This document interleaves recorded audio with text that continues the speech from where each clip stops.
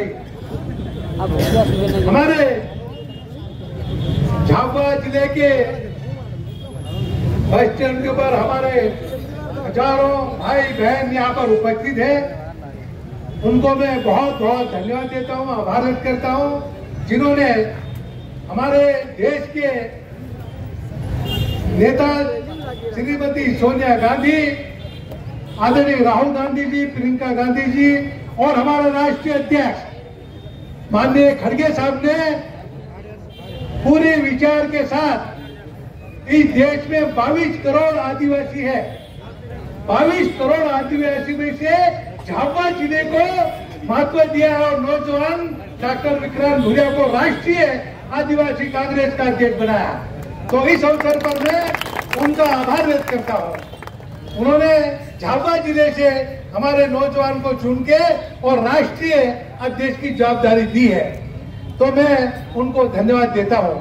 साथियों, आज हमारे सब दूर दूर से हमारे सब भाई आए, उनको भी धन्यवाद देता हूँ कि आप सब अपना काम छोड़ के आज आप यहाँ पर जो एक गौरव, राष्ट्रीय गौरव दिवस के रूप में हम लोग आज यहाँ पर मना रहे हैं। और डॉक्टर विक्रांत भूरिया आज दिल्ली से सीधा यहाँ पर झाबुआ आए, आने के बाद रैली के साथ देवगिरी से आज बस स्टैंड झाबुआ आए और सभी लोग आए।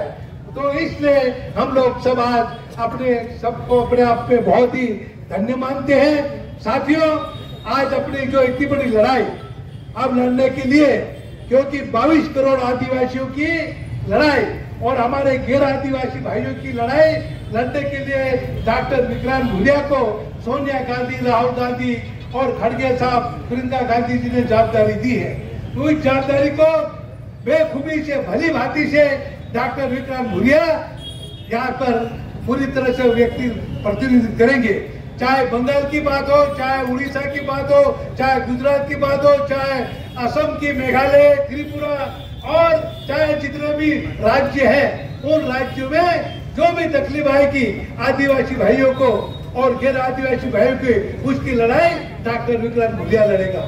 और जो जो हमारे गरीबों की योजनाएं हैं, जो केंद्र में, जो राज्यों में अटका रखी है, जो कि कांग्रेस के समय में जो योजनाएं चलती थी गांव में, उसमें सभी आदिवासी भाइयों को, गैर आदिवासी भाइयों को उसका फायदा मिलता था। पर इस भारतीय जनता पार्टी ने वो योजना उन्होंने बंद कर दी और बंद करके और पंचायत राज भी हमारा खत्म कर दिया, सरपंचों का सारा अधिकार छीन लिया और आज एक ही बना, उन्होंने पंचायत सचिव और पंचायत इंस्पेक्टर को अधिकार दे दिया और सरपंच हाथ पे हाथ देके बैठे, वो उनके पास एक पैसा नहीं आ रहा और वो पैसा सब समिति सेवक और पंचायत सचिव के पास आ रहा और भाजपा वाले नकली मास्टर तैयार करके और सारा खर्च बता रहे। तो कैसे हमारा देश आगे बढ़ेगा, कैसे हमारे झाबुआ जिले के आदिवासियों का विकास होगा, कैसे हमारे नौजवान आज 4-5 लाख हमारे मध्य प्रदेश के और 50 लाख के आसपास हमारे देश में नौजवान आज बेरोजगार बैठे हैं। 20 साल से और 15 साल से सरकार दिल्ली में बैठी, एक भी नौजवान को नौकरी नहीं दी, एक भी हमारी बहन बेटी को नौकरी नहीं दी, एक भी किसानों का कर्जा माफ नहीं किया, एक भी हमारे लोगों को मदद की। वो ऐसी कैसी सरकार है? उस सरकार ने हमारे गरीबों का हक छीन लिया है, उसकी हमको लड़ाई लड़नी है। डॉक्टर विक्रांत भूरिया दिल्ली में आवाज उठाएगा, पूरे देश में आवाज उठाएगा और हमको भी यहाँ पर आवाज उठाना बहुत जरूरी है। हमारा हक, किसानों का हक, मजदूरों का हक, महिलाओं का हक, नौजवानों का हक उनको मिलना चाहिए। उसकी लड़ाई हमको लड़नी है और आगे भी लड़ते रहेंगे। ये बात करने के लिए हम लोग आपके बीच में आए हैं और विक्रांत से मैं कहूँगा, पूरे देश के गरीबों की लड़ाई, आदिवासियों की लड़ाई और आम आदमी की लड़ाई लड़ना है और जो योजना बनती है वो योजना गांव-गांव से योजना पहुंचे, ऐसी योजना के लिए वहां पर अपन को आवाज उठाना है। जहाँ आम आदमी को उसका फायदा मिलना चाहिए, गरीब आदमी के भविष्य अंधकार में उसको उजागर करना है।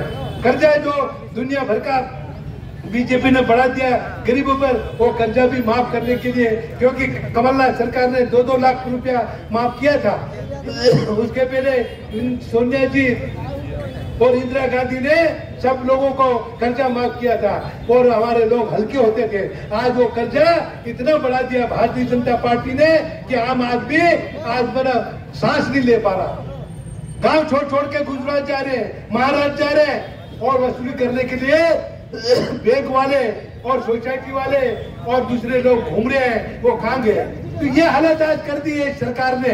तो इसलिए हमको सरकार से भी लड़ाई लड़ना है और जो गरीबों आदिवासियों के ऊपर अत्याचार करने वाले लोगों के खिलाफ भी हमें लड़ाई लड़ना पड़ेगी। तब जाके हमारा हक मिलेगा, तब जाके हमारे बच्चों का भविष्य सुधरेगा, तब जाके किसानों का तकदीर बदलेगी, नहीं तो ये बात होने वाली नहीं है। इसलिए आज आप काफी तादाद में आए, आपको बहुत बहुत धन्यवाद, आभार व्यक्त करता हूँ। जय हिंद।